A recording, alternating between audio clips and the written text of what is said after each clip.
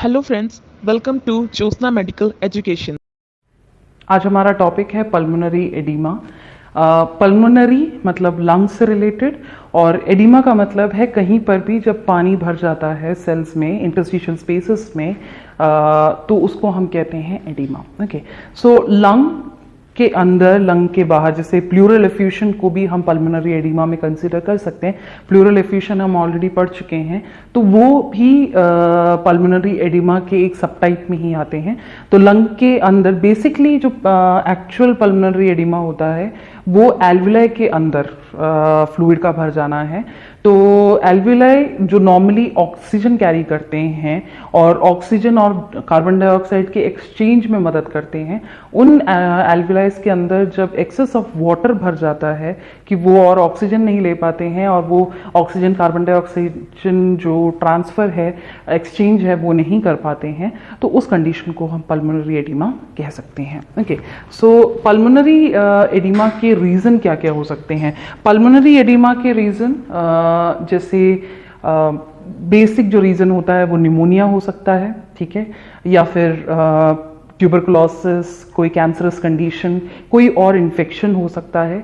इनके अलावा ऐसा हो सकता है कि कोई एक्सीडेंटल केस हो जिसकी वजह से वहाँ पे हेमरेज हो गया हो, उसकी वजह से वाटर भर गया हो, फ्लूइड भर गया हो जो ब्लड कैपिलरी के अंदर है।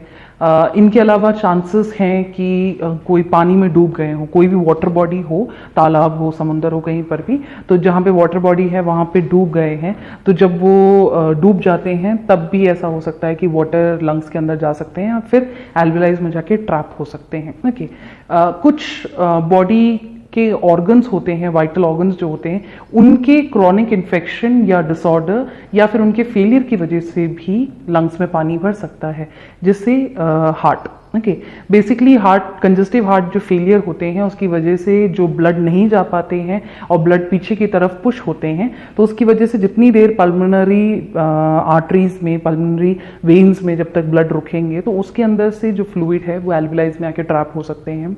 किडनी का फेलियर एक रीज़न हो सकता है, किडनी डिजीज रीज़न हो सकता है, लिवर का डिजीज या लिवर का फेलियर भी रीज़न हो सकता है जिसकी वजह से पल्मोनरी एडिमा हो। ओके, इनके अलावा चांसेस हैं कि ब्लड ट्रांसफ्यूशन किया गया है और उसकी ओवरलोड की वजह से है। हम आईवी इन्फ्यूशन देते हैं पेशेंट को, तो आईवी इन्फ्यूशन भी अगर कंट्रोल्ड ना दिया जाए, बहुत ज़्यादा दिया जाए, उसकी वजह से हो सकता है। तो ये सारे कुछ कारण हैं। कुछ ऐसे मेडिकेशंस होते हैं जो वाटर को रोकने के लिए दिए जाते हैं बॉडी के अंदर, तो उनकी वजह से भी ऐसा हो सकता है। तो ये सारे रीजंस हैं जिनकी वजह से पल्मोनरी एडिमा हो सकता है। ओके, नेक्स्ट अगर हम बात करें लक्षण की, तो पल्मोनरी एडिमा के क्या क्लिनिकल मैनिफेस्टेशंस हो सकते हैं या लक्षण हो सकते हैं?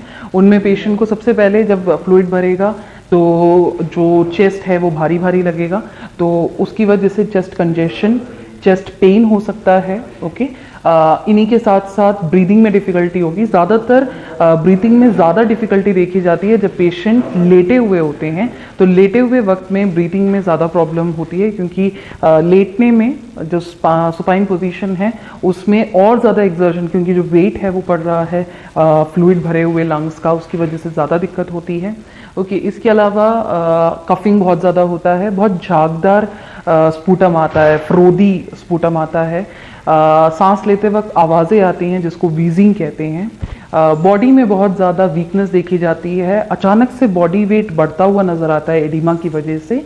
इन्हीं के साथ साथ ब्लड ठीक से नहीं पहुंच पाता है। एल्वुलाई में फ्लूइड भरा हुआ है तो ऑक्सीजन कार्बन डाइऑक्साइड का एक्सचेंज ना होने की वजह से ब्लड जो है उसमें ऑक्सीजन की कमी है, और वो ब्लड जब सप्लाई होता है तो बॉडी में एक तो ऑक्सीजन की कमी है तो वीकनेस आएगी, साथ ही साथ बॉडी में साइनोसिस या नीलापन आने के चांसेस हैं end of the peripheral ends में, जैसे हाथ की उंगलियां हो गई, पैरों की उंगलियां हो गई। नॉर्मली भी अगर आप उनका फेस देखेंगे तो ऑक्सीजन की कमी की वजह से, प्रॉपर ऑक्सीजन और ब्लड ना मिलने की वजह से एक पीलापन, एक फेडिनेस या पेल कलर जो है फेस में वो देखा जाता है। ओके, इसके अलावा अगर हम बात करें कि डायग्नोस्टिक इवैल्यूएशन क्या है, जांच क्या कर सकते हैं, तो डायग्नोस्टिक इवैल्यूएशन में प्रॉपर एक हिस्ट्री टेकिंग ली जाती है।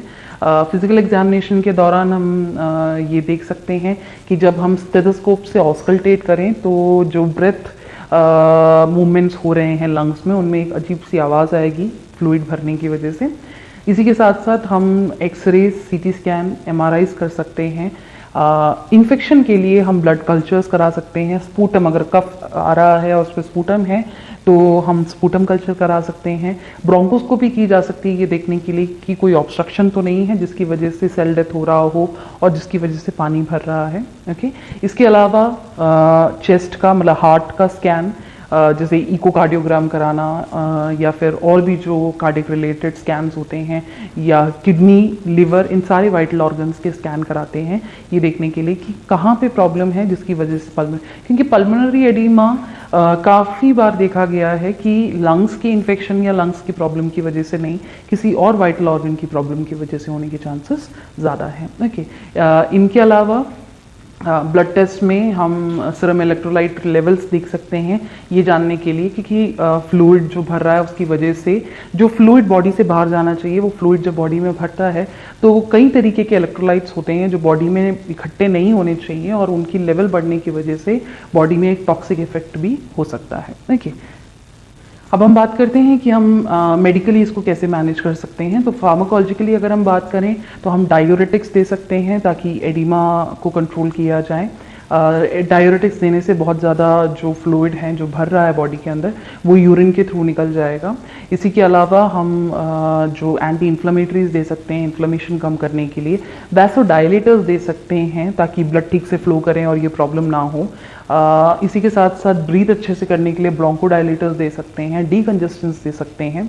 बहुत ज़्यादा अगर चेस्ट पेन हो रहा है तो एंटी एंजाइनल्स दे सकते हैं, या पेन के लिए मॉर्फिन्स भी दिया जाता है जो वैसोडाइलेटर का काम करेगा। ओके, नॉन फार्माकोलॉजिकली हम पेशेंट में थोड़ा सेंटेसिस कर सकते हैं ताकि फ्लूइड को निकालने की कोशिश की जाए, जो डायग्नोस्टिक इवैल्यूएशन में भी हमें हेल्प करेगा ये जानने के लिए कि फ्लूइड में किसी तरीके का बैक्टीरियल इन्वेशन तो नहीं है, कोई पस तो नहीं है।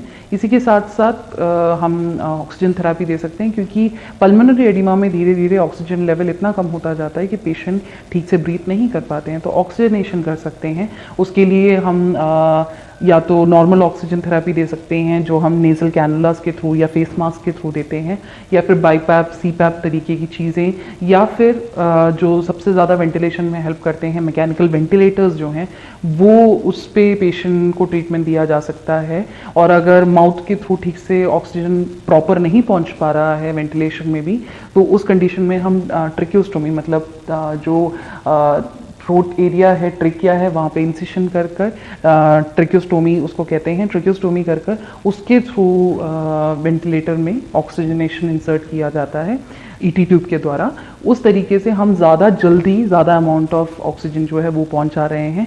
यहाँ पे सिर्फ ऑक्सीजन की कमी नहीं हो रही है, यहाँ पे एल्वेलाइज कार्बन डाइऑक्साइड नहीं ले पा रहे हैं ब्लड से, उस वजह से ना वो ब्लड को ऑक्सीजन दे पा रहे हैं ना वो कार्बन डाइऑक्साइड ले पा रहे हैं। और ये कार्बन डाइऑक्साइड नहीं ले पा रहे हैं तो बॉडी के बाहर एक्सेलेशन में कार्बन डाइऑक्साइड निकल नहीं पा रहे हैं अच्छे से। उसकी वजह से केवल ऑक्सीजन का लेवल कम नहीं हो रहा है, कार्बन डाइऑक्साइड का लेवल भी बढ़ रहा है जो बॉडी के लिए अच्छा नहीं है। तो जब हम वेंटिलेटर्स यूज़ करते हैं, बाईपैप, सीपैप्स और वेंटिलेटर्स यूज़ करते हैं तो वो केवल ऑक्सीजनेशन में मदद नहीं करते हैं, वो एक्सेलेशन में भी मदद करते हैं। तो ये एक बहुत अच्छा तरीका है। सर्जिकल मैनेजमेंट पर्टिकुलरली हम पल्मोनरी एडिमा के लिए बात नहीं करेंगे, लेकिन और कोई अगर डिजीज़ है जैसे लंग्स का, जैसे किडनी का, या फिर चेस्ट का, हार्ट का, किडनी का या लिवर का, या फिर पल्मोनरी में भी कोई इन्फेक्शन है या कोई ऐसी प्रॉब्लम है जैसे ट्यूमर वगैरह, तो उसके लिए हम सर्जिकल करेक्शंस कर सकते हैं। ओके, नेक्स्ट हम बात करते हैं नर्सिंग मैनेजमेंट। नर्सिंग मैनेजमेंट में एज अ नर्स हमारी रिस्पॉन्सिबिलिटी है कि हम प्रॉपर ऑक्सीजनेशन दें, ऑक्सीजन जो लेवल है वो मेंटेन करके रखें, एक्सेस करें, या प्रॉपर एबीजी जो है देखते रहें उनके रिपोर्ट्स को। एबीजी मतलब आर्टीरियल ब्लड गैस। तो आर्टरी के ब्लड से ये देखा जाता है कि ब्लड में कितना ऑक्सीजन और कार्बन डाइऑक्साइड प्रेजेंट है, ये बहुत ज़रूरी है पल्मोनरी एडिमा वाले कंडीशंस में। तो वो हमारी रिस्पॉन्सिबिलिटी है as a nurse. Proper positioning देना, कफिंग एक्सरसाइजेस कराना ताकि जो कफ है, जो स्पूटम है वो निकल सकें, ये सारा जो है प्रॉपर फ्लूइड एडमिनिस्टर करना, ये सब कुछ हमारी रिस्पॉन्सिबिलिटी है। ठीक है, तो ये था पल्मोनरी एडिमा के बारे में। एक ऐसा कंडीशन जब लंग्स में फ्लूइड भर जाता है, लंग्स में मतलब स्पेसिफिकली एल्वेलाई के अंदर। ओके, तो आई होप कि आपको ये टॉपिक समझ में आया होगा। इससे रिलेटेड आपको अगर कोई भी डाउट है तो आप पूछ सकते हैं। Thank you.